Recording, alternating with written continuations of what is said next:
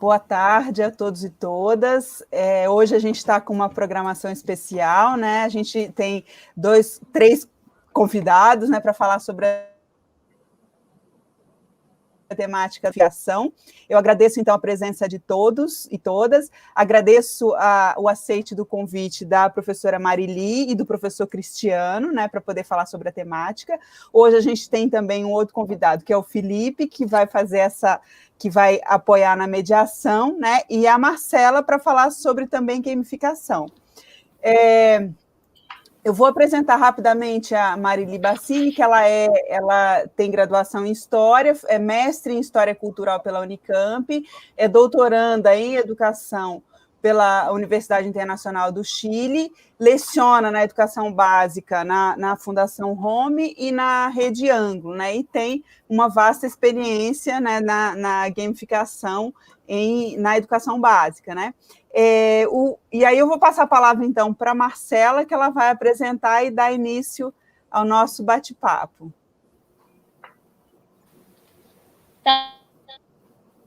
Então, boa tarde, Marili, boa tarde, Vitória, Felipe, Cristiano, a cada um de vocês que está aqui acompanhando essa conversa com a gente, essa troca.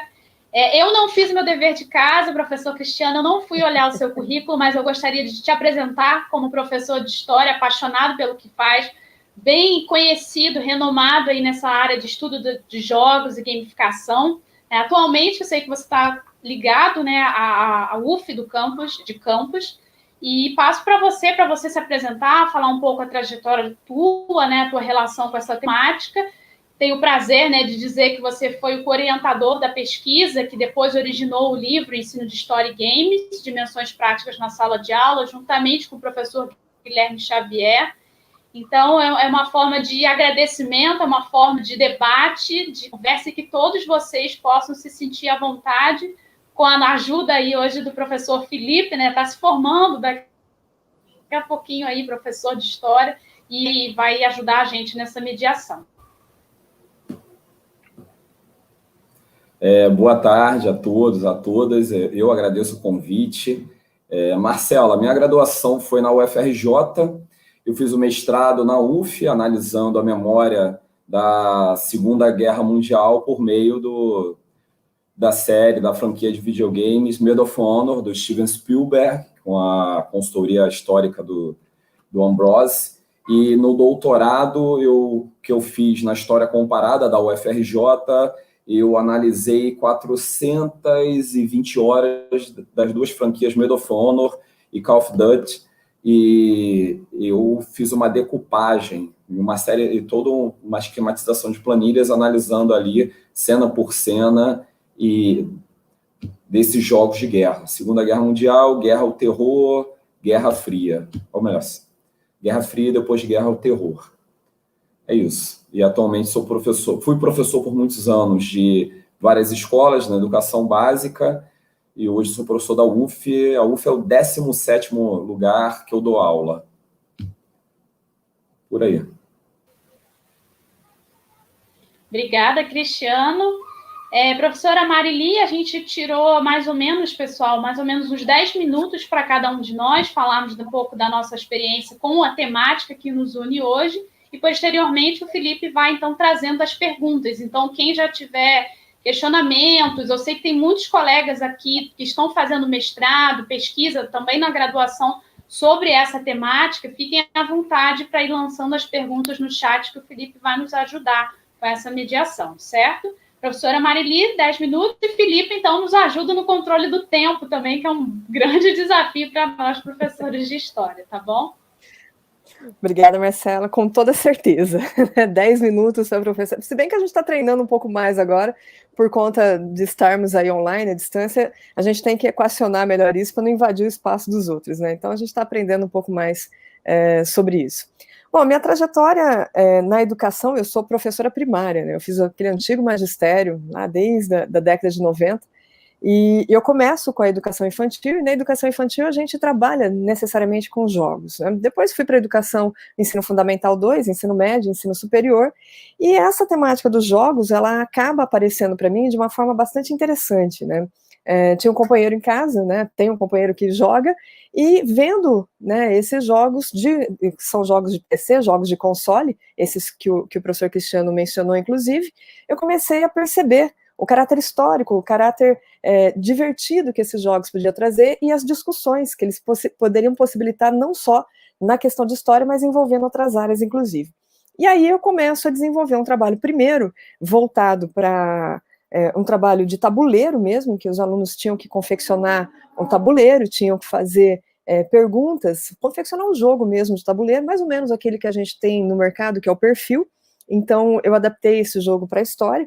Eles tinham que... Havia a palavra-chave, né? Então, lá, Castelo Feudal, por exemplo, né? E aí, 10 alternativas, 10 dicas que levavam o jogador a adivinhar aquela ideia, aquela palavra-chave. E isso aí foi dando base para a gente fazer isso com outras disciplinas, inclusive.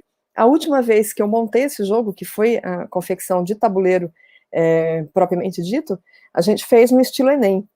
Então, dividimos os alunos por áreas de interesse, de modo que quando eles fossem participar, eles aí não podiam fazer as questões, obviamente, que eles tinham formulado. Então, eles produziram todo o jogo, desde o tabuleiro, que ficou mais ou menos no metade do tamanho da quadra, essa quadra que a gente tem nas escolas, né? E eles fizeram as fichas, tendo em vista essas áreas, né, que a gente tem aí no Enem. Então, linguagens, né, ciência da natureza e tal. E aí, isso aí foi dando base para que a gente fizesse a próxima etapa, que foi justamente o trabalho com os jogos de console, né, isso ao longo, né, desses anos todos, procurando, num primeiro momento, né, o desafio para as turmas era que eles tinham que pegar um jogo e enxergar dentro desse jogo qual que era a veracidade histórica dele, né? Quais personagens eram verdadeiros, quais as narrativas eram verdadeiras. Então, eles tinham que pesquisar, eles tiveram que buscar, eles tiveram que se aprofundar, e eu costumo dizer que eles liam muito mais do que se estivesse estudando para uma prova. Mas eu tentei fazer essa mediação no ensino tradicional, de onde nós estávamos colocados, se esse tipo de conhecimento era aplicado depois nessas provas. E foi muito bacana, porque foi completamente, assim, a gente teve um aproveitamento ali, né, pegando as turmas como um todo, de uns 85%, 88%, né, a partir de uma dinâmica diferenciada para uma atividade que seria tradicional, que seria essa mecânica de prova. Isso enfocado necessariamente na disciplina de história, né.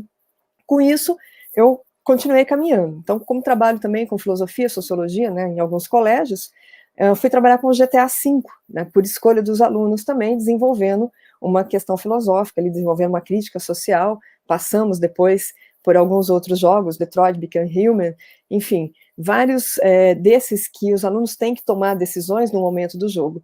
E essa última experiência que está sendo bastante interessante. Eu trabalho num colégio que privilegia as metodologias ativas, que é o Núcleo de Educação Integrada da Fundação Home, que fica em Santa Bárbara do Oeste, interior de São Paulo, e ali foi a experiência que eu precisava, né, que eu gostaria já de ter construído há um tempo, e eles apostaram nessa metodologia que foi levar o console para a sala de aula. Então, antes de entrar na pandemia, nós estávamos jogando em sala de aula, né? Os alunos distribuídos em grupos tinham que jogar, eles estavam ali com o jogo, com o controle na mão. Quem nunca tinha jogado começou a jogar e gostou também, né? Então, as decisões, né, a forma de decisão ali que o jogo demandava, enfim, a gente conseguiu trabalhar isso e veio, né, essa outra etapa, que agora a gente está online fazendo isso, que é a integração das disciplinas, né? Então, é fazer com que elas conversem não só dentro da sua área, mas que elas conversem necessariamente entre elas. Então, quando a gente pega, por exemplo, um dos jogos que nós estávamos trabalhando, e estamos continuando trabalhando, que é a saga Assassin's Creed. Então, começamos lá com o Origins, que pega o Egito, pega toda aquela questão da antiguidade oriental, depois o Odyssey, que pega a parte da antiguidade clássica, que pega a Grécia. A gente está fazendo uma conexão entre eles, né? Então, de que maneira esses jogos eles conseguem conversar com as disciplinas? Quais os conhecimentos, por exemplo, só para dar alguns exemplos de como nós estamos desenvolvendo, quais conhecimentos os egípcios precisavam, quais contatos que eles tinham que ter para a construção das pirâmides, por exemplo. Então, isso envolve um conhecimento matemático, envolve um conhecimento de física. Quando você pega a múmia, qual é a idade da múmia? Envolve um conhecimento de química e, sobretudo, vai desenvolvendo essa questão histórica, vai desenvolvendo essa questão matemática, e aí eles passam a comparar o jogo com filmes, eles passam a comparar o jogo com documentários, com séries, enfim, e com a própria fonte, né, com os livros que a gente tem de consulta. Então, aquilo que é mais caro para a história, né, que a gente discute esse conceito de verdade, que ele é construído socialmente, que ele é construído ao longo do tempo, culturalmente, isso aí passou a ser uma pergunta de cara para eles. Então, a primeira ideia, mas quem está falando isso? Da onde que vem essa informação? Como que essa informação foi construída? De que maneira que essa informação ela pode ser repensada, revista? Quais as obras, quais os documentos que a gente tem sobre isso e que permite que a gente pense essas relações. Então, o jogo abre uma possibilidade de interação com os alunos e de aproximação com os alunos que é muito bacana. Né? A gente sempre fala nessa perspectiva, né, que o Paulo Freire sempre enfocava isso lá no meu curso do magistério a gente já discutia, que esse aprendizado tem que partir de uma realidade dos alunos, que esse aprendizado tem que fazer sentido para eles. E nesse momento, o jogo é o grande sentido. Óbvio que a gente entende as disparidades econômicas, as disparidades sociais que temos hoje no país, e aí isso, né, teria que ser uma política de governo, teria que ser uma política de Estado, né? Muitas prefeituras já perceberam que isso é bastante interessante, porque, de uma certa forma, vai ajudar no combate à evasão escolar e tudo. Então, a gente, lógico que tem essa sensibilidade a isso, a gente aproveita os momentos, os lugares em que nós estamos, para poder desenvolver um projeto desse. Então, essa aproximação com os alunos que o jogo permite, eu acho que é a grande sacada da escola, né? E, sobretudo, permite a gente discutir, inclusive, a questão da violência, que é uma grande preocupação dos pais, né? E eu costumo dizer, nós tivemos 2 guerras mundiais antes aí do advento do tipo de jogo que a gente tem hoje, né? Então, associar uma coisa com a outra é bastante complicada, né? É um pouco mais difícil aí de se falar. Mas, quando você joga isso para os alunos, eles vêm com respostas muito boas, né? Eles percebem isso de uma forma muito bacana, que é necessariamente ver uma sociedade que é plural, uma sociedade que é multifacetada, uma sociedade que é um desafio para todos nós, e a perspectiva de construirmos aí relações mais humanitárias, relações a partir dessas discussões que a gente pode fazer nas decisões, por exemplo, de jogos de RPG, enfim, né? É muito bacana, nesse sentido, essa aproximação que o jogo permite, né? E para enfocar um pouco essa questão, né, da violência, né, dessa associação do jogo com a violência, teve um aluno que respondeu para a mãe, né? A mãe falando, você vai ficar violento se você ficar jogando esse tipo de jogos, e fala, então se eu jogar o FIFA, eu vou para a próxima Copa do Mundo, né? Então, essa relação é bastante interessante. É a chance que a escola tem de se apropriar de uma discussão, inclusive relacionada a isso, para que a gente possa trazer, né, para a sala de aula, trazer para essa discussão pontualmente e discutir com quem faz parte da sociedade, discutir com quem constrói necessariamente essas relações que são nossos alunos. Não sei se eu já estourei o tempo, mas basicamente é mais ou menos essa trajetória e isso que eu uso em sala de aula.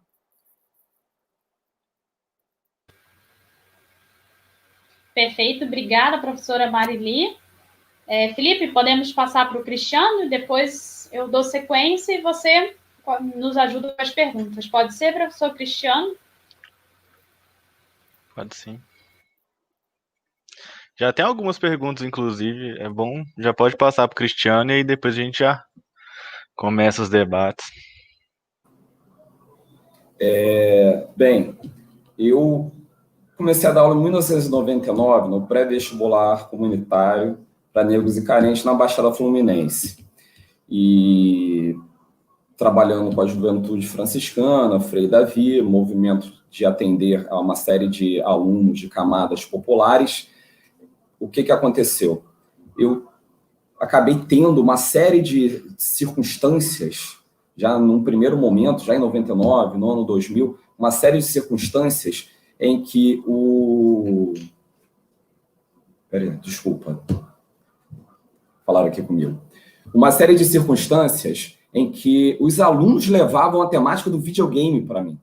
Então, o que eu acho muito interessante no videogame, eu gosto muito de trabalhar com esse objeto de pesquisa, é que os meus alunos, já desde o início da minha vida de professor na educação básica, eles moldaram a minha vida acadêmica. Dentro de uma dimensão de professor pesquisador, foi muito interessante. Então, quando eu chegava, eu pegava o programa completo no pré-vestibular, quando eu chegava no século XX, o aluno sabia muito sobre a Primeira Guerra, sobre a Segunda Guerra, sabia muitos dados, não que a história seja só saber dados, mas muitos alunos iam da apatia para uma intensa participação. Então, eu, no primeiro momento, ainda não sabia que eram os videogames, eu pensava, caramba, o que aconteceu? Os céus se abriram e agora a iluminação chegou e daqui para frente estaremos todos muito bem orientados? Ou será que eu sou um professor tão bom assim que eles aprendem com facilidade? Enfim, fui lá, comecei a conversar com os alunos e descobri que eram os videogames. Então, a partir dali, fui trabalhando, fui pesquisando, e a minha primeira apresentação sobre o tema foi na Ampu Nacional de 2003, na Paraíba, em João Pessoa. E deslanchei, fui cada vez mais sendo convencido, e minhas relações em sala de aula, elas melhoraram imensamente. Você acaba, quando você passa o controle, quando você passa o joystick, essa cultura do joystick, onde há autonomia com o aluno, quando você passa a encarar o lado do aluno como um lado que possui um tipo de saber que precisa ser ouvido, isso facilita, contribui imensamente para a relação com os alunos. Eu me lembro, certa vez, um aluno meu, o Arthur Prates, como eu vou falar bem, eu cito o nome, o Arthur Prates, no Colégio Notre Dame, em Ipanema, ele teria que ir para um ensaio de bateria da banda. Tradicionalmente, alunos, às vezes, aproveitam momentos assim para poderem fugir e matar uma aula XYZ. O aluno, ele se recusou a sair da minha aula. Ele disse que no momento da minha aula, ele não iria ensaiar. Eu fiquei impactado com aquilo. Então, a relação, porque normalmente tem às vezes, esse enfrentamento, caramba, que coisa ruim, não quero estar na escola, não quero estar na sala de aula. E o videogame, e encarar a cultura midiática do aluno como algo que faz parte do processo, acaba modificando, revolucionando as relações com os alunos. Então, eu inseri nas minhas aulas muitos trailers, muitas sequências de videogames. Eu dava aula e usava aquilo como conteúdo. É claro que eu analisava, por exemplo, a Segunda Guerra Mundial, ela dificilmente vai ser uma guerra onde um sujeito com um fuzil ele vai caminhar sozinho. Segunda Guerra Mundial não foi isso. Existem erros históricos nesse sentido. Mas ele acaba estando geograficamente numa base, em determinadas áreas de missões que realmente aconteceram. E ele traz uma bagagem e a gente vai debater aquela bagagem. Isso que eu estou citando, eu me lembro que eu fui a um debate com um pracinha, né, da Segunda Guerra Mundial, já nos seus 80, 90 anos, e eu perguntei sobre como era a sensação de olhar nos olhos do inimigo durante a Segunda Guerra Mundial. E ele falou que olhos do inimigo, a Segunda Guerra Mundial foi uma guerra de artilharia, nós não víamos o inimigo. Então, nesse sentido, é importante considerar que há erros históricos grotescos, visto que a 80%, 90% daquele conflito foi uma guerra de artilharia. Mas, ainda assim, é possível pegar o gancho e debater sobre essa temática. Atualmente, eu estou trabalhando, nos últimos 5 anos, eu comecei a observar a importância de pegar objetos museais, fontes históricas e começar a gamificar. Então, mesmo que a gente não chegue à fase digital, existe uma carência mundial de produção de roteiros e nós, professores, podemos trabalhar com alunos uma gamificação com temáticas históricas. Então, o aluno ele vai fazer um levantamento, uma pesquisa para a produção de roteiros que ele vai exercer com prazer. Isso tem acontecido. Então, atualmente, eu estou com um projeto de residência pedagógica na UF, no qual nós teremos a oportunidade de trabalhar com alunos de escolas estaduais, e o projeto é justamente a capacitação de produção de roteiros. E eu tenho diálogo com alguns produtores de videogames, como a Bruna Teles, ou então da área de cinema, como Marcelo Paiva, da Janeiro Produções, e a gente vem buscando isso. E eu estou convencido de que cada vez mais nós, professores, devemos nos relacionar com esse ambiente de produção midiática e sempre contando com a participação dos alunos.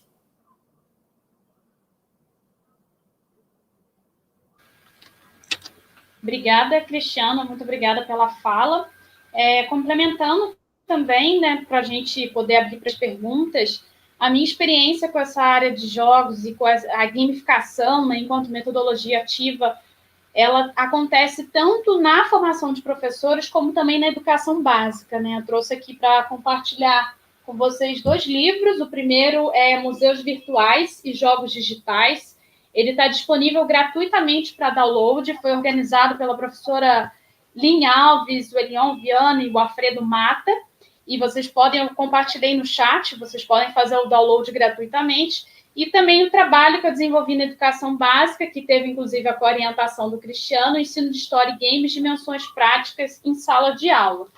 E aí, né, tanto na educação básica, que eu trabalhei basicamente com roteiros de jogos, como ele falou, né, é bem importante que a gente pense a produção de narrativas.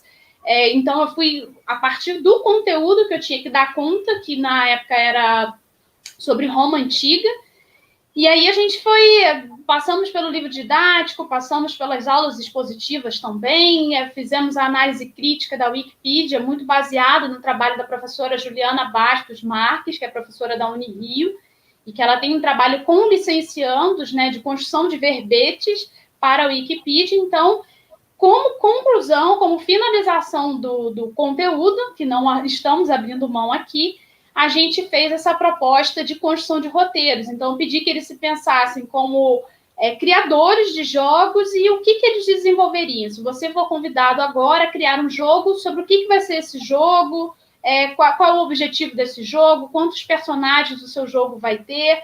E aí, é claro que eu também fui passando por algumas... A gente fui construindo com eles o que eu esperava nesse jogo. Então, toda a atividade ela foi pautada e baseada na pesquisa. E eu fui puxando deles, quais eram os jogos que eles jogavam, o que eles aprendiam com isso, o que um jogo precisava ter para que ele realmente seja interessante. O jogo ele precisa ter suspense, diversão, aventura. Então, eu fui puxando essas palavras, montando aí no quadro, usando a caneta de quadro no quadro branco, e eu fui pedindo que eles se levantassem e escrevessem lá quais eram as palavras que para eles seria marcante, né, primordial, que o jogo precisasse ter.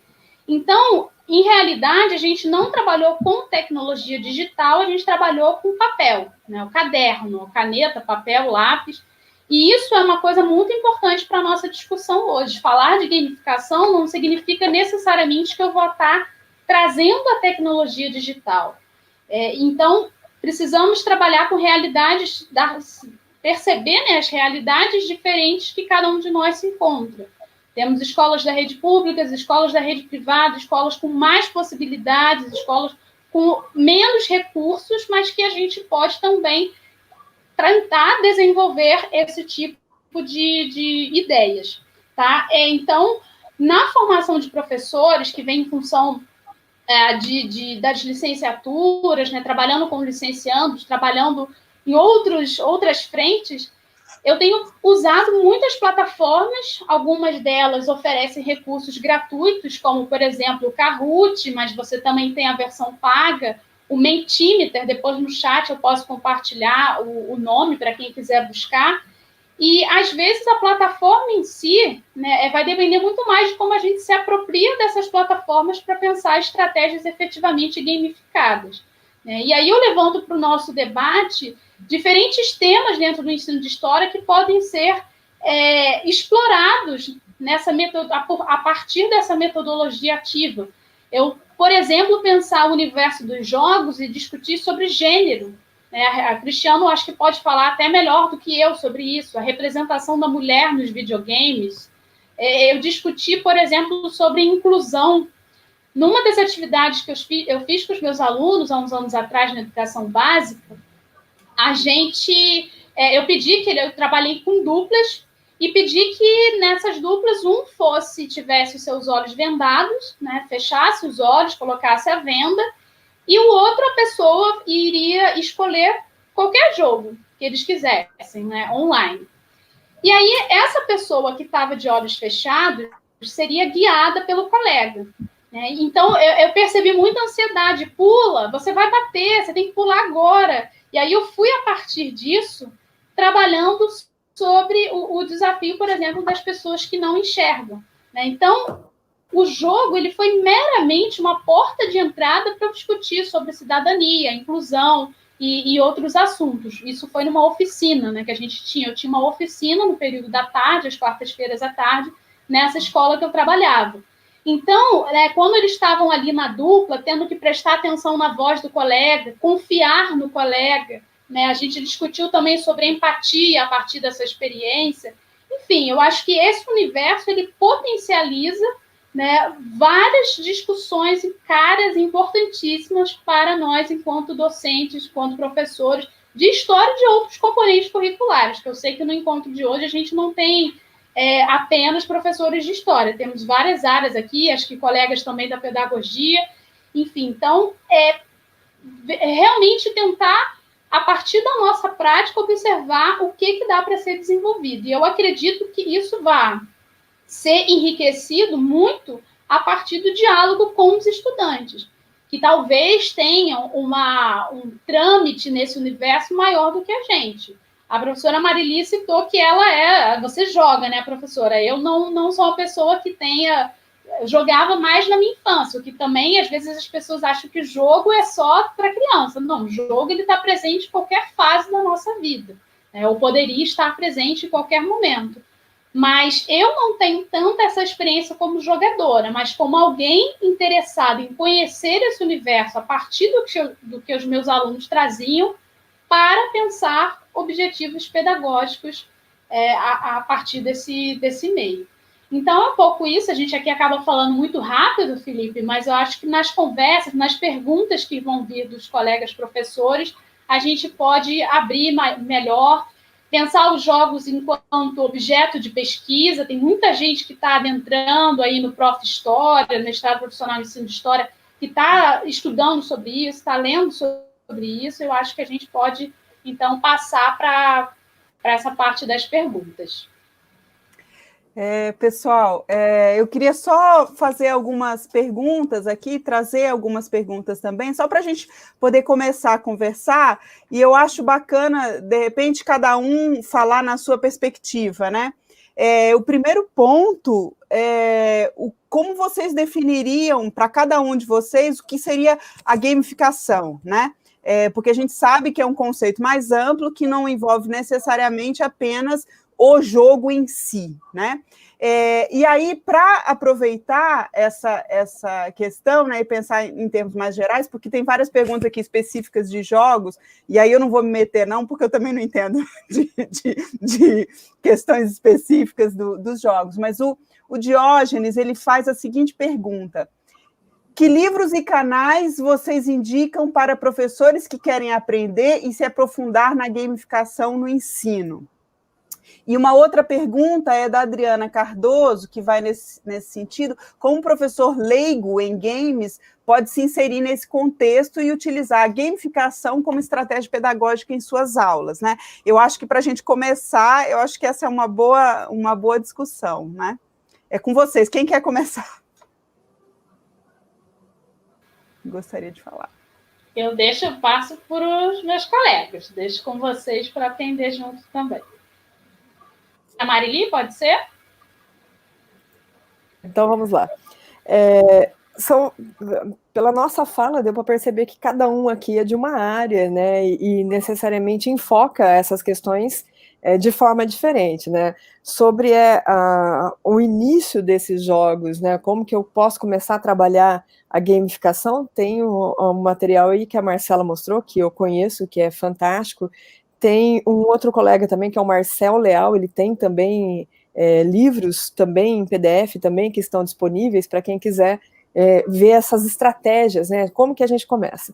E eu vou pegar uma fala, um pedaço da fala da Marcela, em que ela diz o seguinte: ela não joga muito, né? Eu jogo um pouco menos do que eu gostaria de jogar, mas enfim, curiosamente, antes da pandemia a gente jogava mais, né? Você está em casa, não necessariamente você vai jogar o tempo que você gostaria. Mas você não precisa ser gamer, você não precisa jogar necessariamente. Eu estou falando especificamente desses jogos de console, de PC, enfim, né? Assassin's Creed, essas sagas todas aí. Se você, professor, né, você tem o conhecimento histórico, você tem o conhecimento da sua área, a hora que você olha um aluno seu jogando, alguém jogando, você enxerga a potencialidade dos jogos em função do que eles estão trabalhando, em função da temática que eles estão fazendo.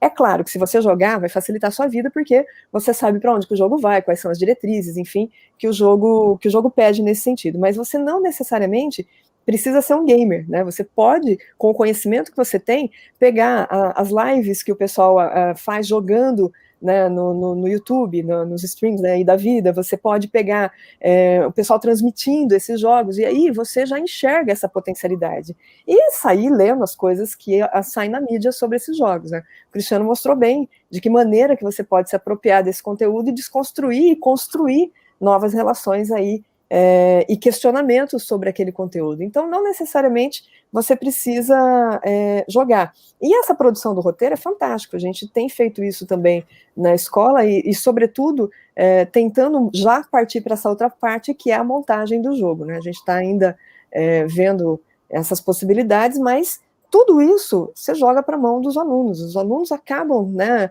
A gente não pode ter medo disso, porque um aluno nosso, na idade que eles têm, se você der um jogo para ele, 5 minutos, ele sabe mais que você. Isso aí é fato, né? Então, e joga muito melhor que você também. Então, a grande sacada do professor é isso que a gente vem de formação nossa, é saber o conteúdo, é saber discutir esse conteúdo e enxergar nesses jogos essas possibilidades. E aí a Vitória pergunta o que é gamificação, né? Como que a gente definiria? No segmento que eu tô trabalhando, e com certeza eu sou uma privilegiada, eu estou só em colégios particulares, isso facilita muito a vida da gente no acesso a esses materiais, né? Então, a gamificação, os conceitos que eu tenho usado de gamificação agora, é usar as estratégias de jogo, é usar a mecânica de jogos aplicados aos conteúdos, né? E usar o jogo em si como um instrumento para chegar nisso aí. E aí, a gente vai discutir inúmeras questões, como, por exemplo, o jogar em grupo, né? Eu costumo dizer que em alguns jogos, se você não for solidário com os seus colegas de jogo, a equipe inteira morre. Então, eles têm que saber, num determinado momento, de que maneira que o grupo vai funcionar, de que maneira que o grupo funciona mais que o individual. Claro que a gente tem um universo de jogos que trabalha tudo isso, mas a gente tem essas possibilidades acontecendo também. Cristiano. Posso falar? Sobre gamificação, eu particularmente acho que hoje gamificação a gente tem que tomar muito cuidado porque está parecendo o conceito de populismo. Vai pegar o populismo, aí o político X é populista, o outro, que é completamente diferente, é populista, o outro é populista, seja na década de 30, 40, 50 ou na atualidade. Então, o populismo virou uma categoria que, ao se analisar na história, ela explica tudo e não dá conta de nada. Então, a gente precisa tomar cuidado com a gamificação, porque há diversos conceitos de gamificação. Então, eu particularmente não estou aqui querendo dizer o que é a gamificação, porque fazer esse padrão na atualidade é difícil, mas é interessante a gente refletir sobre resultados concretos, na minha opinião. Eu, particularmente, acho que nós temos a gamificação que pode atuar diretamente na educação, mas a gente, enquanto professor, a gente pode entrar na sala de aula e a gente se desdobra, que é o que a gente faz, a gente se desdobra, se vira nos 30. Mas na minha opinião, fundamental que o Brasil, que diversas instituições ligadas à educação entendam que é necessário haver um investimento bilionário no setor de produção de games, tratando estudantes, professores, comunidade escolar como protagonista nessa produção, porque há muito pano para manga para sair. Tem muito pano para essa manga. E o que acontece? Às vezes, fica essa questão de se vira nos 30, e a gente fica amador. E nós não somos amadores, porque quando a gente pega um Jesse Kell, que é game designer, ele escreveu um clássico, ele é um guru do game designer mundial, e ele escreve na arte do game designer, no seu livro, que é necessário saber antropologia, história, psicologia, não sei o que acho. É o Jesse Kell afirmando isso. Antropologia, história, psicologia para a produção de games. E hoje a gente vai pegar, aí respondendo, eu particularmente recomendo que se busque os jogos Uncharted. No Uncharted há um forte colecionismo, e eu fui pesquisar, eu tenho um texto sobre Uncharted, e eu descobri que não são só desenhos, são artefatos que foram ali desenhados, mas são artefatos reais, são peças de museus que foram levadas para os videogames. E é um jogo de sucesso, de audiência, de premiação, é agradável ver, é muito bem desenhado e tem até violência, mas no final das contas você assume a identidade de um caçador de tesouros, você recebe premiações e hierarquias como se fosse um arqueólogo. Tem também o This of Mine, que agora virou matéria de escola na Polônia, e ele fala sobre o cerco de Sarajevo, e uma questão muito importante, que 92% das pessoas ligadas à guerra, às guerras, são civis, não são militares. Os militares podem começás-las, mas as pessoas mais envolvidas à guerra são os civis. Então essa é uma temática que precisa ser discutida do ponto de vista dos civis. Eu escrevi um artigo também sobre isso, num livro sobre refugiados que será lançado esse ano no Brasil e em Portugal. Depois eu passo a referência. E porque o cerco de Sarajevo gerou uma série de refugiados. E outro também muito interessante é o Valiant Hearts, que é um exemplo para nós. Nós precisamos copiar o modelo de produção do Valiant Hearts, foi feito pela Ubisoft, junto com 7 ministérios franceses. Exato, por isso que eu estou falando de investimento bilionário. 7 ministérios franceses se organizaram na Missão Centenário da Primeira Guerra Mundial, na França, e eles começaram a entrar em contato com a sociedade civil. Vocês têm algum patrimônio familiar, histórico, ligado à Primeira Guerra, que possamos utilizar em exposições? Porque foram vários produtos. Um deles foi o jogo de videogame Valiant Hearts, que denuncia aí os fuzilados, por exemplo. Isso é um conceito. Fuzilados, por exemplo, os amotinados, porque não aceitavam atravessar na frente da linha de tiro de uma metralhadora, eles eram fuzilados para servir de exemplo à tropa. E hoje, há generais, há comissões militares procurando essas ossadas e tentando, vários governantes, Mitterrand, Jospin, até o Macron já se pronunciou sobre isso recentemente, falam sobre a importância de reaver, de perdoar esses que foram considerados criminosos na época da guerra.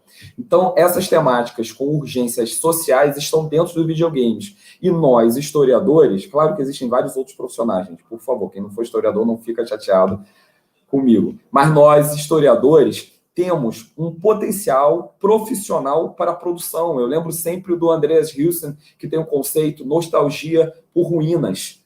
Você hoje, um game designer, um designer gráfico, hoje ele precisa fazer o limo, o enferrujado, o arranhado. Se não tiver arranhado, se não estiver provando que é velho, não há legitimidade. Então, estar velho, eu me lembro uma ficha da Segunda Guerra Mundial, que você pega durante o jogo Medal of Honor e tem um mofo no canto da ficha. Esse mofo é um certificado de autenticidade.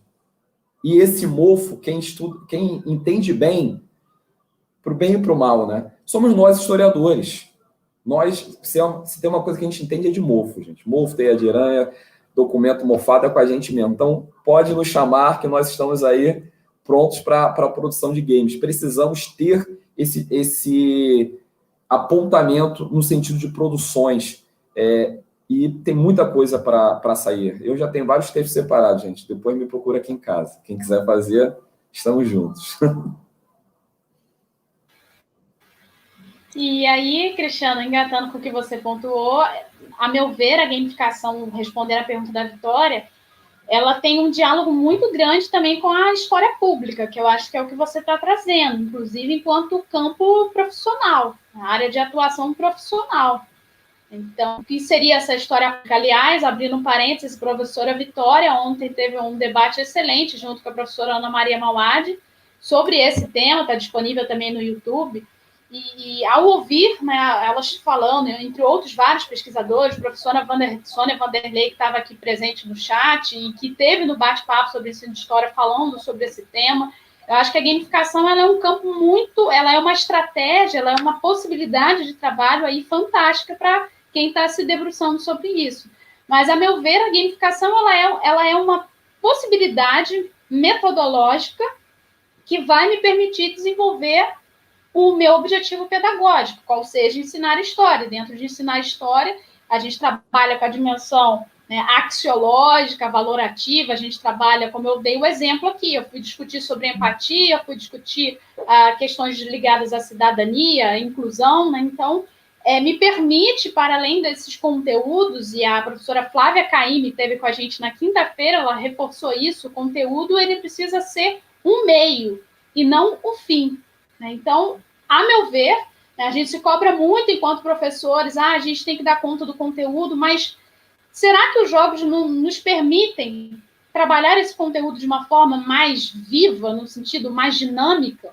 Não que eles vão ser, o jogo não é salvação de nada, a tecnologia não é salvação de nada, mas eu acho que eles permitem essa vivacidade, né? Essa força, essa potência aí com muito mais dinamismo, eu acredito, em função, falo isso a partir da minha experiência, que talvez, com certeza, é diferente dos outros colegas, mas, a meu ver, é uma forma de potencializar mais ainda o objetivo maior do ensino de história.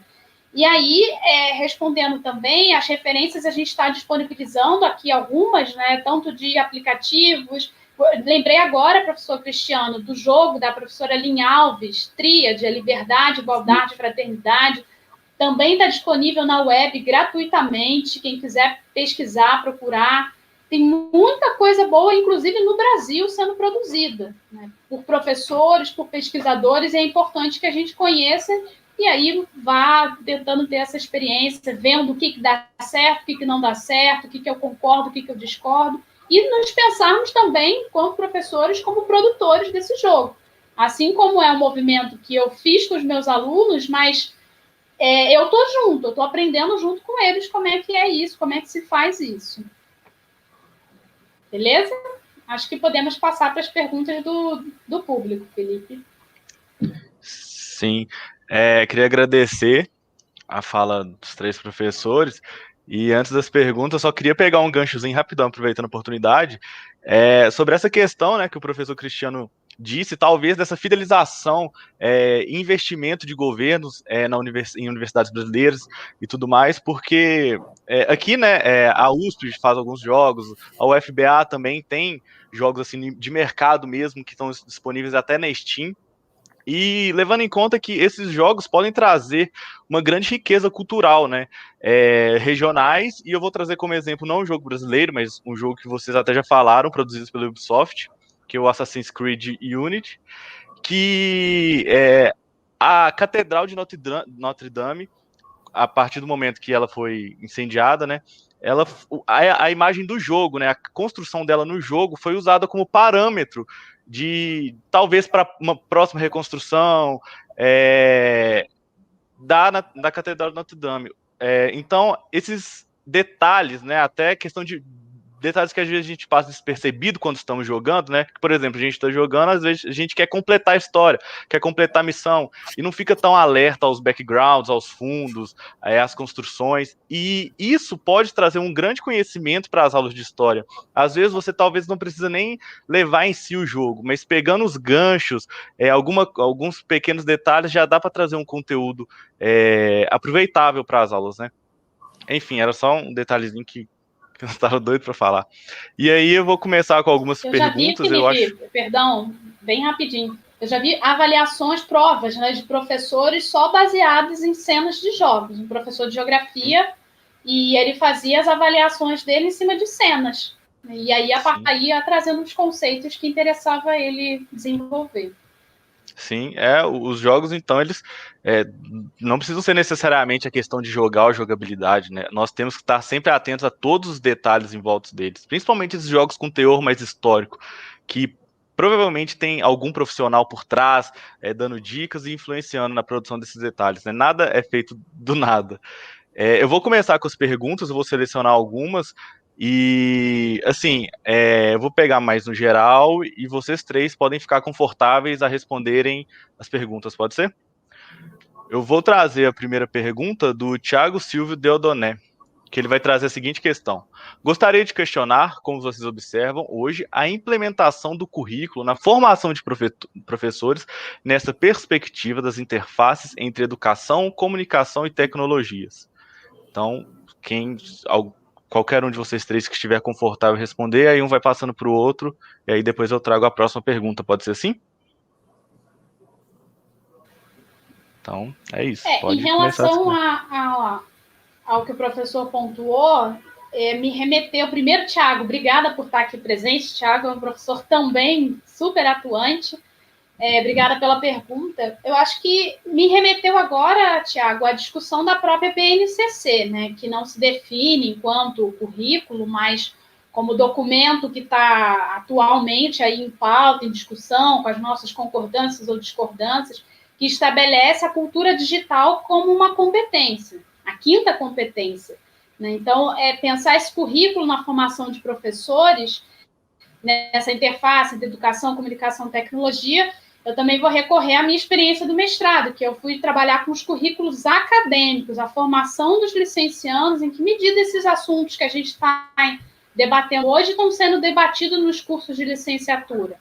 Né? Os jogos, as tecnologias de forma geral, elas aparecem enquanto recurso pedagógico ou elas podem ser mais do que um recurso pedagógico? O que eu quero dizer com isso? Em que medida elas afetam a epistemologia, no nosso caso, do conhecimento histórico?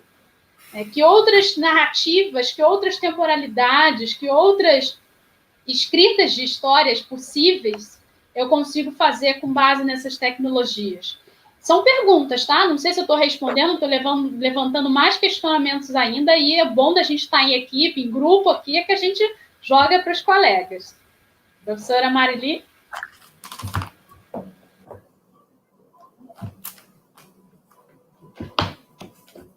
Precisa melhor, não só investimento, mas currículos que sejam inovadores hoje, né, que busquem, da mesma forma que a gente tem um ensino pautado nas necessidades, porque, veja, a grande questão que se coloca hoje é uma questão bastante pragmática, né? Então eu vou estudar isso para quê? A gente tem que ultrapassar isso aí, a gente tem que entender essa construção cultural, essa construção social que nós temos na humanidade como algo para melhorar, para a gente conseguir, enfim, ultrapassar questões que vieram de guerra, tornar uma sociedade mais justa. A gente tem que pensar formas, né, de fazer isso aí. Hoje nós temos, de repente, essa perspectiva das tecnologias, a gente consegue usar isso aí, né? Eu já faz um tempo que eu saí do ensino superior, que a gente trabalhava com isso, fico mais na educação básica. Mas essa meninada que vem vindo aí, né, falo meninada porque já são 25 anos de magistério que vão embora, então o pessoal que vem vindo mais novo tem umas habilidades a mais que a gente, né, na década de 70, demora um pouco mais para aprender. Então, esse pessoal que vem vindo já vem com baita potencial, né, já está se formando com potencial. Então, o Cristiano falou, falta dinheiro, material a gente tem gente que conhece a gente tem, né, e me desculpem, mas com esse bando que está aí, a gente não vai conseguir investimento de forma alguma. Posso falar? Só para responder um pouquinho da pergunta anterior, sobre quem está querendo começar, eu acho que a boa dica é ir atrás da Aline Alves. Joga a Aline Alves no Google, no Google Acadêmico, Google Livros, porque a Aline Alves ela tem a capacidade de passar a bola com muita facilidade, então ela reúne muitas pessoas. Então, frequentemente, procurando a Aline Alves, haverá coordenação dela de materiais que, na verdade, tem 20 pesquisadores do Brasil inteiro. Esse Museus Virtuais e Jogos Digitais é um exemplo. Então, na dúvida, vai atrás da Aline Alves e, a partir da Aline Alves, o fio da meada vai aí se desenrolando.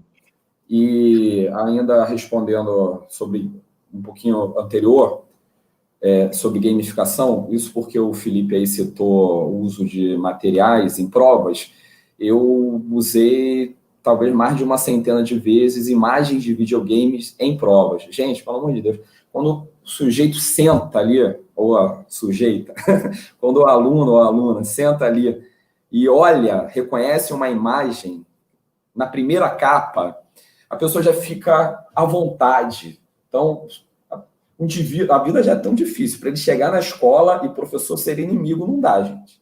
Aí o cara está sendo testado? Está sendo testado, mas ser testado não significa ser hostilizado. Aí, quando você entra numa festa e conhece pessoas, festa é legal, mas se você não conhecer ninguém, a festa não é legal. Enfim, você chega ali e Robespierre do Assassin's Creed Unity. Eu já coloquei na capa de uma prova minha, no Pedro II, por exemplo, e vai por aí afora. E também ainda na gamificação, a questão da produção, aquela coisa, você tem papel, uma parede, um carvão, um pedaço de tijolo para rabiscar. Você vai se virar com isso. E às vezes pode parecer metáfora, mas às vezes é isso mesmo que a gente tem. E então, entra na sala de aula. Gente, vamos fazer um trabalho sobre Egito. Não sei o que. Gente, vamos montar a equipe de produção de roteiro de games. Você, indumentária. Vocês 5, indumentária. Vocês 5, hábitos alimentares. Vocês, hierarquias sociais. Vocês, arquitetura. Vocês, geografia. Como era a geografia e o relevo. Acabou. Depois vocês vão juntar e é o produto final para a produção do game. Eles estão, na verdade, fazendo um trabalho de história. Só que a finalidade do videogame modificou. Respondendo à questão de novas tecnologias, conteúdos, particularmente, sempre para pensar em videogames, eu gosto desse livro aqui do Peter Burke, que é uma história social do conhecimento. Isso aqui é a parte 2 da enciclopédia a Wikipedia, né? Então, como que Peter Burke aqui, ele mostra como que o passado ele se transforma no século XIX. Eu não sou especialista de metodologia, então me desculpem se eu derrapar aqui, mas pode servir como instrumental para mim. Então, como o passado se transforma no século XIX, até 1740, mais ou menos, o passado tinha 7.000 anos, que era o passado bíblico. Quando novas áreas de conhecimento vão se desenvolver no cenário europeu expansionista, não só no cenário europeu, mas principalmente no cenário europeu expansionista, área da geologia, área da história, antropologia tem muitos pontos complicados, mas enfim, antropologia. O passado histórico, ele passa a ter 4.000 anos antes de Cristo, por exemplo, isso dentro de uma visão de história tradicional, questão da escrita. 4.000 anos antes de Cristo, o passado antropológico passa a ter, com escavações, descoberta de hominídeos, 120.000 anos ou mais, e o passado geológico, aí isso já é 1920, mais ou menos, chega a 5 bilhões de anos. Atualmente se fala de 20 bilhões, isso é polêmico, mas enfim, o passado ele vai aumentando. A gente está aqui, para cá o futuro, para cá o passado. Então, é engraçado como que se avança no futuro, no século XIX, ano após ano, com pesquisas, e o passado ele aumenta. Eu só consigo ver uma coisa dando conta disso: a digitalização. Como é que você vai representar simultaneidade, sucessividade, de formas amplas, mapeando, se você não digitalizar, se você não tiver recursos de design para mostrar isso para a garotada? Eu me lembro quando eu fui ao Louvre com a minha esposa e há uma escada que você vai subindo e tem uma linha do tempo. 3 lances são só Egito Antigo. Em um lance é o resto da civilização. Aí minha esposa, o que é isso? Ela é pedagoga, não é da área de história. O que é isso? Eu falei, isso aqui é a história de verdade. Isso aqui é história, isso aqui é o que é história. A gente não estuda isso tudo aqui. Certo? Então, às vezes, é preciso representar graficamente. Não tem o quer que eu desenhe? Sempre que alguém fala isso, eu digo, desenho. Eu não sei, eu até sentava na frente, mas nunca tive tanta aptidão. Desenha, eu gosto de desenhos. Então, quer que eu desenhe? Desenha que é legal. Então, o que acontece? Isso vai esbarrar, o Peter Burke vai justamente colidir com a nossa atual BNCC, porque a BNCC tem um problema, ela quer focar, quer centralizar o nosso passado a partir do fato de sermos brasileiros. Só que o Brasil é tão logo ali, a criação, a invenção no Brasil é tão logo ali, que não dá conta do processo histórico. Então, por exemplo, você vai olhar para um sujeito que migrou para cá e ele é de uma civilização, ele tem antepassados de uma civilização africana que é muito mais antiga, certo? Você vai ver um outro sujeito que é de uma civilização do Oriente Médio, que é muito mais antiga.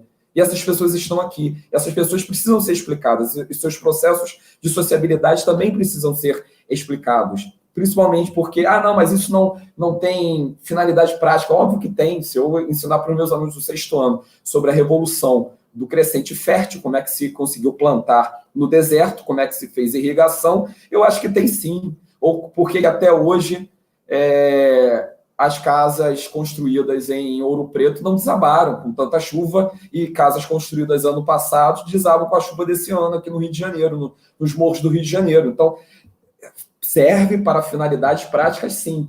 Então, a BNCC nos amarra à essência de ser brasileiro. É óbvio que devemos primar pelo nosso país, mas nós devemos compreender que compreender o nosso país passa por algo que é além de ser brasileiro. Então, se a gente delimitar que é a partir de Brasil, tá, e o que isso tem a ver com novas tecnologias? Justamente a representação gráfica e as representações, a complexidade da qual nós temos uma imensa necessidade de fazer o que é o desenho.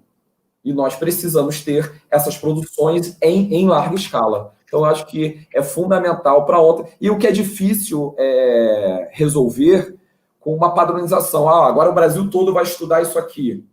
Eu me lembro de Sociedade Mineradora, quando eu fiz matéria no mestrado, tinha um camarada que era do Ceará, ele falou, professor, você sabia, professor da matéria do mestrado, você sabia que houve um ciclo de ouro também no Ceará?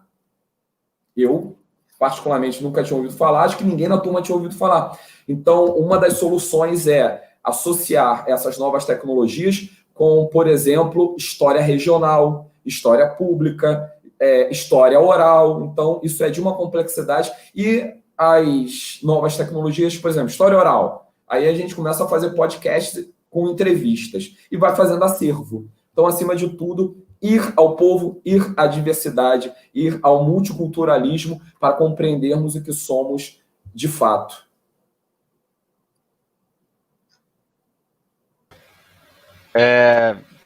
Então é isso. Muito obrigado, professores. Eu vou colocar mais uma pergunta aqui.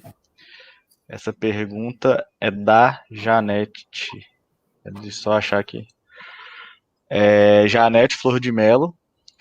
Bem no começo da live, ela já veio com essa pergunta para vocês. Professores, gostaria de saber como vocês têm trabalhado com alunos e com pesquisadores para discutir a questão dos riscos da construção de uma fidelização às corporações que produzem os games?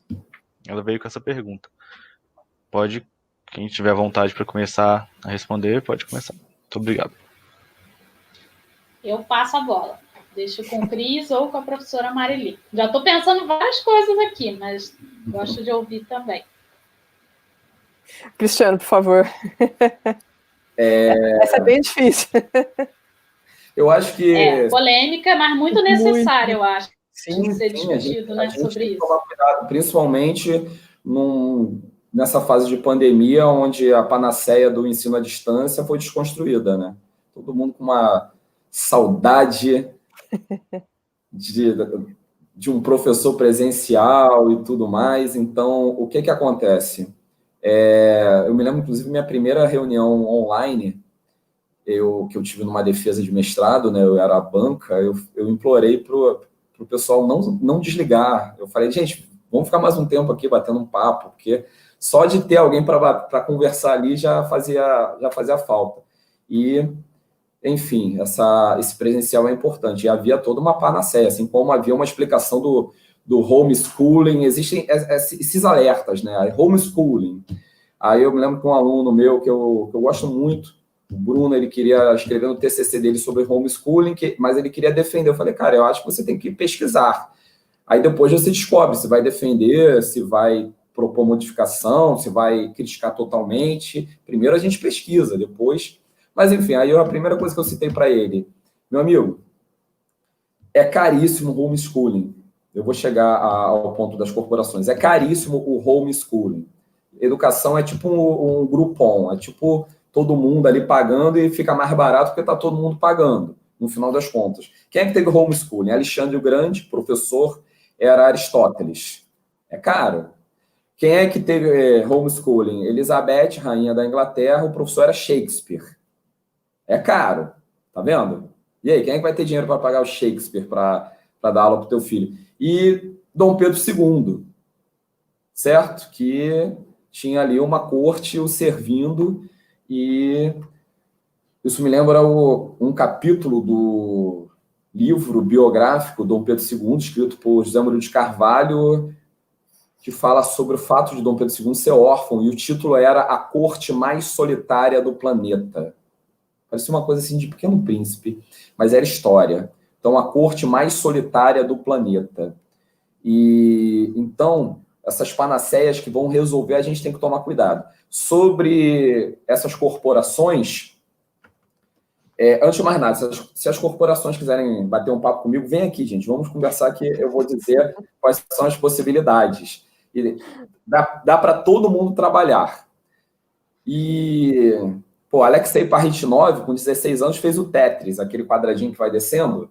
Até hoje, todo dia ele ganha dinheiro com aquele download. É só botar a monetização. Para a grande corporação, bota a monetização do download do jogo. Monetização eterna, sem vencimento. Para a escola, bota a monetização para aqueles alunos, que aí é a autoria do aluno, a autoria da escola, bota monetização para... Aí tudo em porcentagem. Para aquelas escolas e... você fez a parceria. Mas, como eu falei antes, ouvindo a história regional, ouvindo a história oral, ouvindo também a história pública, fazendo como o povo fez lá a Ubisoft é uma grande corporação, mas ela respeita uma série de questões sociais, apesar de ter colocado Robespierre como o vilão na parada, né? Assim como Danton fez na década de 80 no cinema. Mas... a Ubisoft teve uma parceria com os ministérios na França, e nós temos um jogo que está promovendo, de certa forma, a busca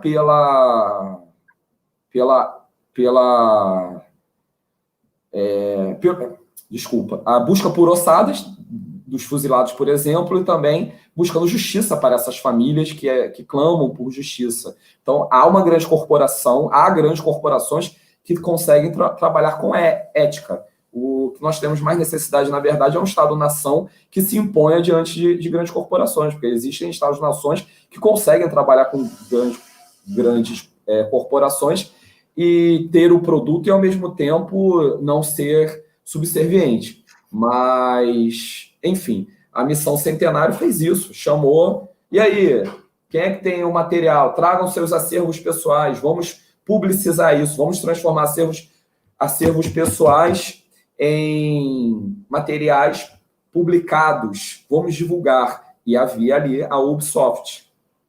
É isso. Então, e sim, a gente tem que tomar cuidado com esse canto da sereia. Mas a verdade é a seguinte, uma grande corporação, sem fazer isso que a Ubisoft fez, ela não faz videogame bom. O governo americano fez o... Ih, caramba, deu branco. O jogo de videogame que era para aumentar o número de voluntários para as Forças Armadas, e foi um fracasso. Gastaram milhões e milhões de dólares, e foi o America's Arms. E foi America's Army. E foi um fracasso. E o jogo era bem ruinzinho. Então, a grande corporação que não ouvir as vozes não vai fazer nada que preste. Então, nós temos aí, quem for assistir Umbrella Academy agora no Netflix, vai ver lá uma série de questões multiculturais, multiétnicas e de gênero também. É isso. Posso pegar... Pode falar, professora, depois eu complemento. Eu acho muito pertinente isso que o professor colocou, e o grande problema, eu também não vejo, assim, as grandes corporações são aquelas que reúnem recursos, gente, para poder fazer tudo isso, né? Quando um jogo desse aí vem com uma problemática, né, temporal ou conceitual, eu adoro isso, porque é a chance que a gente tem de problematizar e pesquisar e aprofundar a pesquisa em relação a isso. Eu acredito que essa questão da fidelização, ela tem que estar muito mais ligada ao nosso conceito de mercado, ao nosso questionamento com relação ao nosso mercado, que necessariamente a produção em si do jogo, que a gente sabe que demanda muita gente, então vai não só ampliar essas possibilidades, gerar emprego nesse aspecto. Mas eu me lembro quando saiu o PlayStation 4, foi aí alguns anos, foi um período que eu estava no Chile ainda, né? E assim, o valor que você pagava no Play lá, e o mesmo Play no Brasil, dava para comprar vários lá. E aí você retira o imposto e, de repente, você vê que só retirando o imposto, ele continua caro no Brasil. Então, que mercado que é esse que a gente tem no Brasil, que todo mundo quer ganhar, que todo mundo e que, de repente, a gente tem esse problema. Então, de repente, a questão não são as grandes corporações, mas a questão é o mercado, e de que maneira que esse mercado está sendo gerido no Brasil. Sim, só para reflexão também. Até eu me lembro que em 2010 eu fui ao Chile a um congresso. Um PlayStation 3 aqui no Brasil estaria 2.200, mais um jogo God of War, 400. O fato é que eu fui ao Chile, ao congresso, fiquei uma semana, fui de avião, óbvio, fiquei uma semana, fiquei em hotel, peguei táxi, me alimentei, comprei o PlayStation lá e... sobrou dinheiro do que seria pagado o PlayStation aqui. E deu R$2.000. Olha lá. É nesse nível. E eu acho que esse movimento de análise, crítica, inclusive, é algo que transcende, inclusive, o universo dos jogos, né? Eu lembro muito de uma live da professora Alexia Pádua, da Universidade Federal de Berlândia, que ela tem questionado muito, né? A gente está aqui usando diferentes plataformas nessa era das lives, das transmissões ao vivo, e todos os dados que a gente está cedendo, a serviço de quem isso está, como é que esses dados vão ser apropriados. As empresas, né, Google, Amazon, Facebook, Microsoft, Apple, enfim, esses grandes grupos, é algo para a gente pensar que eu acho que transcende o universo dos jogos, né? Então, que está, inclusive, muito no nosso dia a dia. Então, na sala de aula, na realidade, como a pergunta foi, né, como a gente trabalha isso com os alunos e também no ambiente da pesquisa, é um movimento que eu sempre fazia com os meus alunos. Que site é esse? Quem produziu? Quais são os objetivos? É a gente desnaturalizar e questionar. Porque eu acho que a gente não deve se fechar ao diálogo, seja com o meio empresarial, seja com o meio... Acho que precisamos ter o olhar crítico, mas não deixar de dialogar. Que, de fato, são ambientes que, às vezes, a gente vai ter mais recurso do que eu sozinha. Agora, eu não posso ir com um olhar ingênuo em relação àquilo. Eu preciso saber, usando a metáfora aí, que jogo está sendo jogado, no duplo sentido. Professor Felipe, temos mais questões? Tem mais duas questões assim que dá para responder em uma só, que é bem assim. Eu acho que vai ser interessante puxar esse lado, que são as perguntas da Crislaine Tavares, que ela vem com uma pergunta trazendo há exemplos de jogos voltados aos processos históricos do Brasil. E o Adalberto Melo, eu acho que dá para meio que juntar as duas, perguntando qual a forma de avaliar os alunos quando se utiliza a gamificação na sala de aula, né? Se vocês, quem quiser responder, tá liberado. E o próprio chat mesmo, né, os comentários, já houve pessoas trazendo bastante jogos produzidos no Brasil, teve a Sociedade Nagô, etc. Aí vocês fiquem à vontade. Aí depois disso a gente começa a encerrar a live. Felipe, você pode repetir a pergunta que deu uma picotada para mim, por gentileza? Há exemplos de jogos voltados ao processo históricos do Brasil, e a outra é: qual a forma de avaliar os alunos quando se utiliza a gamificação na sala de aula?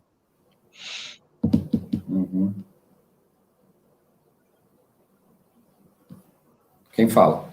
Eu acho que em relação à avaliação, tem muitas formas, né?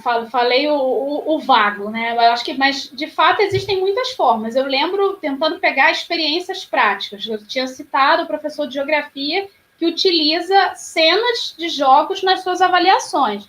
Agora, como medir isso através dos jogos, Eu gosto da perspectiva da criação. Por exemplo, essa atividade que eu fiz com os meus alunos, que depois eu relato no livro com mais detalhes, na avaliação, na prova de história, eu pedi que eles fizessem sexto ano, tá, gente? Que eles fizessem uma ilustração desse jogo. Então, ali, eles trabalharam com os desenhos, com cores, com grafias da forma que eles queriam. Foi uma forma de eu avaliar em que medida ele realmente tinha desenvolvido a pesquisa, mas trabalhando com desenho, com lúdico. Eu acho que como avaliar vai depender do objetivo do professor. Eu posso fazer até outras experiências que não foram de estratégias de gamificação em si, mas quando eu trabalhei na licenciatura, na UFRJ, como professora substituta, a gente trabalhou com construção, o trabalho final da minha disciplina de prática de ensino de história foi com construção de linhas de tempo interativa. Eu tive alunos que preferiram, preferia fazer a avaliação, pegar o que o autor disse. Eu trouxe o que os autores que a gente tinha trabalhado ao longo do curso, mas mobilizando aquilo naquela construção. Então, esse como avaliar é muito relativo, vai depender do nosso objetivo pedagógico. A avaliação ela tem que estar, né, conectada com o nosso planejamento. Posso dar também um palpite sobre essa questão. Eu começo, na verdade, a gamificação nesse processo final de avaliação, né? Que, aliás, né, se a gente já estava falando com relação às corporações e tal, está na hora também da gente arrumar um novo nome para isso, né? Gamificação. Vamos pegar alguma coisa aí da nossa cultura, né? Trazer alguma coisa, algum nome diferente nesse sentido, para que a gente possa, né, dar uma cara nossa para esse processo todo. Eu não sei, né? Eu estou só jogando a bola para vocês. Depois a gente pensa, né? E quem tiver sugestões aí para trocar o nome, eu acho que é válido para a gente até começar a construir uma experiência de ensino nossa aqui, voltada para essa questão que é ludificação, né? Enfim, cada um dá um nome para isso aí.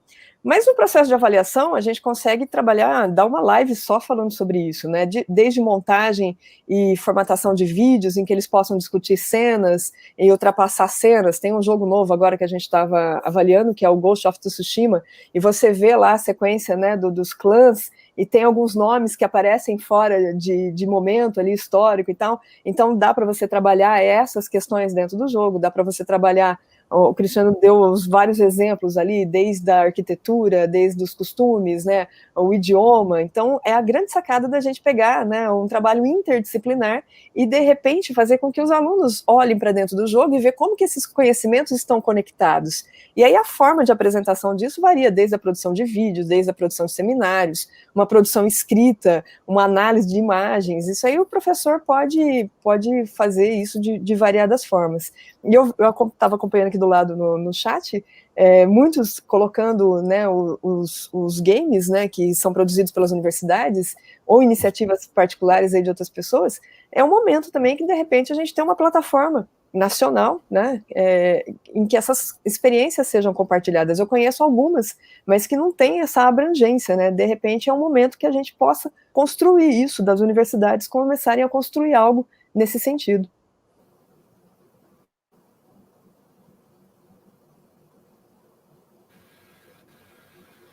Fechamos? Felipe? Eu Cris? falo? Eu vou falar. Pode falar.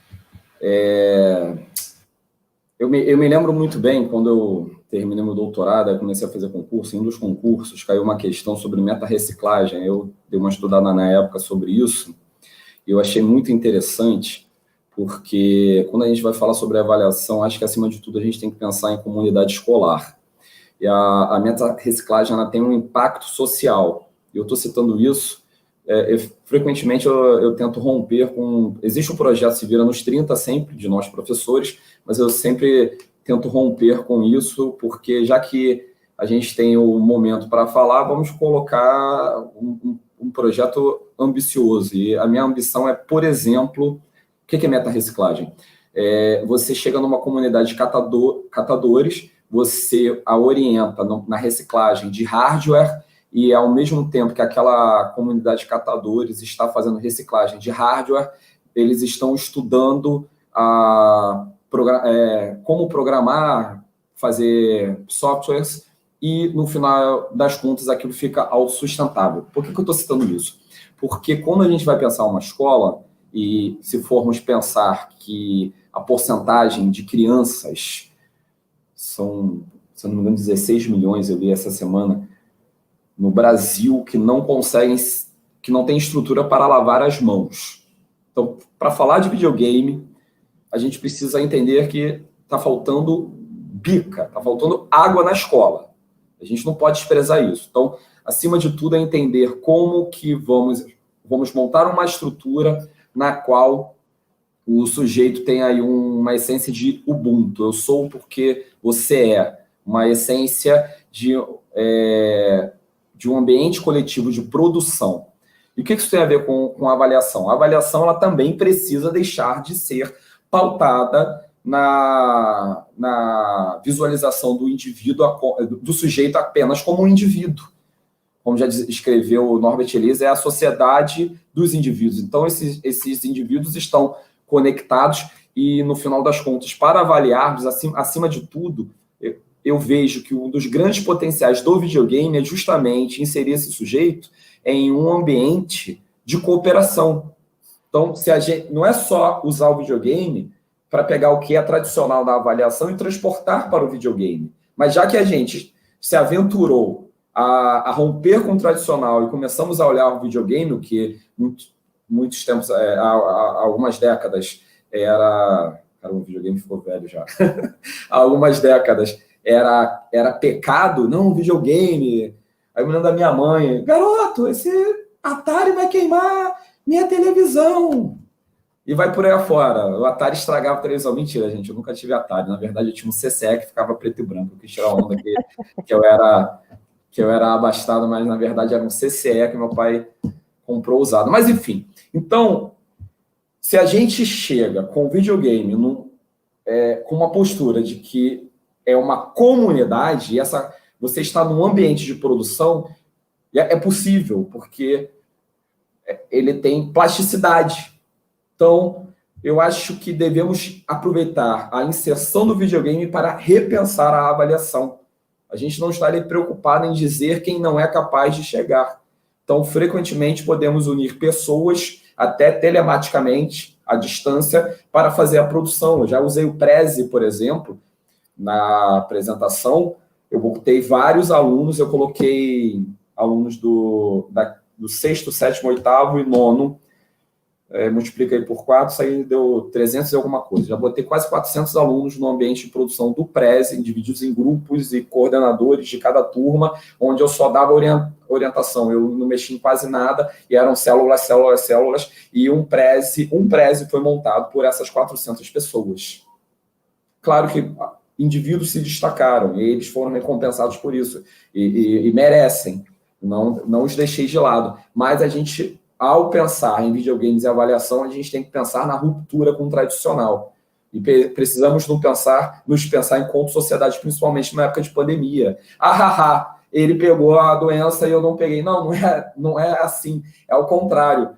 Nossa, ele não pegou, ela não pegou, então eu não vou pegar. A gente precisa se compreender enquanto sociedade. Então, já que estamos rompendo com o tradicional, temos que romper com o tradicional também na avaliação. Eu acho que tem muito disso. E sobre produção de jogos, eu não entendi se que já foi produzido ou que serão produzidos. Que já foi produzido, o orientador da Marcelo Albaine, o Guilherme Xavier, ele é um dos autores do Capoeira Legends, o jogo de capoeira, muitos conhecem. Já, se eu não me engano, é o primeiro jogo 3D do Brasil. Ele fez alguma observação sobre isso, que eu não sei se ele parece que desmistifica isso, mas enfim. E eu me lembro dele em uma palestra na UFRJ, comentando o desafio que é produzir um videogame, que gastaram na época 1 milhão e teve gente vendendo carro, vendendo isso, vendendo aquilo, e o videogame acabou não dando esse retorno. Então, ele na palestra ele é muito responsável e ele fala, gente, vai com cuidado. Então, essa questão de produção... eu acho que é importante colocar. Eu me lembro dele comentando que colocar Mata Atlântica era muito difícil. É o que eu falo, história regional. O que história regional tem a ver com Mata Atlântica? Na hora que você vai colocar um objeto, você não pode botar um objeto que não pertença àquela região. Na hora, os objetos museais, o Rafael Zamorano me explica isso muito bem, os objetos museais, eles eles têm rastros, como já dizia Carlo Ginzburg, ele tem seus mitos, seus emblemas e seus sinais. Eles têm paradigmas indiciários, então esses objetos são fundamentais. E sobre produção, eu sei que eu participei com a Bruna Teles, da Cacique Digital, da tentativa de captação pela Lei Rouanet, mas não rolou, e o Museu Histórico Nacional, liderado na época pelo professor da UF, o Paulo Quinaus, o museu se associou a nós, e nós estávamos tentando produzir o Peleia no Pampa. Não conseguimos porque, na época, a Polícia Federal estava olhando bastante, aí muita gente, a questão da Lei Rouanet, e muita gente ficou com medo. Não estou dizendo que a Polícia Federal está errada, não, gente. Só estou falando que houve um temor de vários empresários de entrar nisso, porque entrar na Lei Rouanet começou a ser algo temeroso. E, no final das contas, o jogo não rolou. Então, está no ar aí o Peleia no Pampa, mas a gente pretendia colocar bilíngue, ou melhor, trilíngue, colocar Guarani. Já estávamos pesquisando quem era especialista em Guarani na região do Paraguai para colocar o idioma, para colocar a dublagem, botar essa opção. Então, tem essa questão étnica. E também, junto com o Rafael Zamorano, do Museu Histórico Nacional, com Marcelo Paiva e a Bruna, Marcelo Paiva da Janeiro Produções, e a Bruna da Cacique Digital, nós escrevemos quase 200 páginas de roteiros de games. Aí são vários games que um edital da Ancine pedia, mas acabou... Nós não tivemos feedback e ficamos esperando um outro edital, mas esse edital, assim, esperando o Godot, não veio ao encontro. O edital faltou ao encontro, então espero que alguma instituição, ou a própria, se não a própria Ancine, que haja alguma instituição capaz de financiar essas produções, porque precisamos e isso faz muita falta. Então, acho que a gente está caminhando para o fechamento. A professora Vitória está aqui já com a gente, para a gente encerrar. Eu já queria agradecer, Vitória, Felipe, aí pela mediação, a oportunidade também sempre de ouvir com o Cristiano. A última vez que a gente se encontrou foi numa banca, né, com o professor Everardo Paiva, na UF, uma banca já nesse esquema remoto. Então, que bom a gente estar podendo trocar outras ideias sobre essa temática e dizer para os colegas que a gente está aberta, né, às nossas redes sociais, e-mails, aí, a ouvir também as experiências de vocês quando se trata de gamificação. A gente está pensando junto estratégias e possibilidades, e eu acho que é sempre bom ver o que está sendo feito, como está sendo feito, para ter novas ideias. Até mesmo com o livro didático, eu já trabalhei gamificando o próprio livro didático, só a partir das imagens presentes no livro. Eu fui baseado nas imagens, pensando em estratégias de jogos. Então, tudo isso está a favor de um trabalho criativo na sala de aula. Então, agradeço a oportunidade de aprender com vocês. E lembra, a Vitória deve falar, que terça-feira, Vitória, estaremos aqui firmes e fortes com o professor Luciano Rosa para discutir justamente sobre livros didáticos no pós-abolição. Então, todos e todas estão convidadíssimos, convidadíssimas. Obrigada, gente. Bom, eu queria agradecer bastante a participação, foi super interessante, eu estava aqui assistindo e é uma temática super bacana, realmente, né, Marili, o tempo é muito pouco, né? Mas a ideia é exatamente lançar essas sementinhas para as pessoas irem atrás, para quem tem interesse, né, instigar a curiosidade também, porque várias possibilidades, né, e vocês citaram várias referências, e aí eu vou até pedir, depois a gente pode colocar essas referências na descrição do vídeo, né, eu acho que é um encontro muito bacana. Eu queria agradecer a participação do Felipe, né, que está desenvolvendo um trabalho também, né, ele está elaborando um jogo, né, depois aí, Felipe, você pode trocar umas figurinhas com o Cristiano. Tamo junto. E eu queria agradecer muito a presença da professora Marili, do professor Cristiano, né, a participação da Marcela, e é isso, né, infelizmente a gente vai ter que encerrar, né, já conversamos bastante, mas ainda com certeza teria muito mais coisa, né? E depois, assim, tem vários comentários, várias perguntas no chat, eu não sei o quanto vocês estavam acompanhando, né? Depois vai ficar registrado, né? Acho que vocês podem estar acompanhando, muito bacana a participação do pessoal, tá? Então, eu gostaria de agradecer e agradecer também a presença de todos e todas que continuam firme e forte aí acompanhando esse projeto. Vocês gostariam de falar alguma coisa? Os convidados, se quiserem, pode falar. Agradecer a oportunidade, sempre muito bom. Opa, perdão. Não, fala, por favor. Agradecer a oportunidade de estar batendo esse papo com vocês e é sempre muito produtivo, a gente não faz nada sozinho, a gente não parte do zero, a gente sempre está se inspirando no trabalho das pessoas, na experiência das pessoas, então isso é uma coisa que é importante a gente frisar, a gente não parte do zero, a gente está se inspirando, né? A Vitória falou sobre a questão, eu estou olhando aqui do lado para ver as várias perguntas, mas não consegui acompanhar todas elas. Eu tenho algumas coisas publicadas em vídeo que estão aí nas redes, me acha em todas elas pelo meu nome, Marili Bassini, né? Você é super criativa para arrumar nome, então eu coloquei o meu, fica mais fácil. Então, quem quiser as coisas que eu tenho produzido, pode me escrever, fica à vontade que eu envio. E com a contrapartida que você me enviar a sua experiência também, porque a via de mão dupla, a gente sempre aprende, né? E muita gente aproveita aquilo que de repente já foi desenvolvido e faz um negócio melhor ainda. Então, manda para a gente, vamos compartilhar, vamos fazer uma rede de fato, né, funcionar com essas experiências educacionais que quem só tem a ganhar com isso são os alunos e nós também, né? Porque o Cristiano falou bem nisso aí, né? Imagina você entrar numa aula e falar, pô, que porra essa aula hoje, né? Isso mata qualquer professor. Então, a ideia é não só você aproveitar em termos de conteúdo, construir uma sociedade mais justa e ser feliz, né? A gente tem que ser feliz em todas essas ocasiões aí. Muito obrigada. Muito bom, Marili. Cristiano? É isso, agradecer o convite aí de vocês e que tiver de parceria aí para a gente debater, para a gente se reunir, pode me chamar que eu tô aí disponível, beleza? E quem quiser, quem está assistindo, quiser entrar em contato, é historiadorvideogames@gmail.com, historiadorvideogames@gmail.com. É isso, agradecer e valeu aí pelo papo, gente. Muito obrigado. Muito bom, bacana. Mais alguém? Felipe?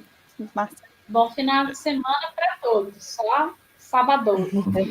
É isso. Muito obrigado aí por todos, pela oportunidade também de estar participando desse debate rico, né? Que é totalmente área de interesse.